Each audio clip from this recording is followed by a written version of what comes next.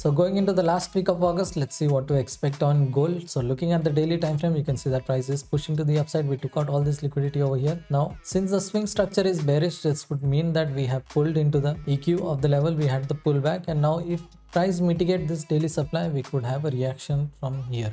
So this is the last supply over here of this leg that needs to hold if price wants to push to the downside to have a continuation of this bearish trend over here. One scenario could be price could just push to the upside and keep pushing to the upside, but if this bearish trend wants to continue, I think from this daily supply we need to have a pullback or price pushing to the downside to have a continuation of this bearish trend. So let's see on the H4. Looking at the recent price action on the H4, we had this internal breakup structure. Price is still pushing to the upside, so this is an unmitigated H4 demand. Maybe if we have price coming into this H4 demand, we could see the continuation to the upside, or price could also push to the upside from here itself because price is looking bullish.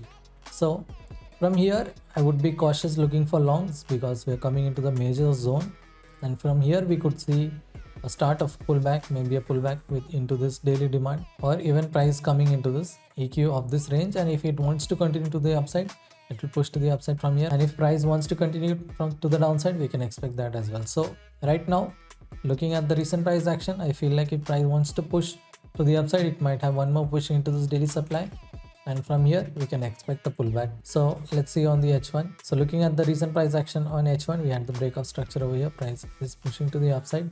Now if the bullish momentum wants to continue, this is a good area to look for longs, and we can expect price going to the upside. And if this fails, maybe we can see a continuation into this H4 demand, or even price coming into this daily demand, and from here we'll get to know whether price wants to push to the upside or price wants to just continue lower. So this is what I'm thinking on gold going into this week.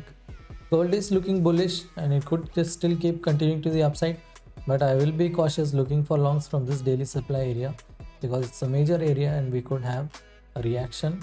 So maybe a pullback into this daily demand. So that is what I'm thinking. And if we get a start of the pullback, we can look for shorts pushing price into this daily demand or even into the AQ of this leg over here.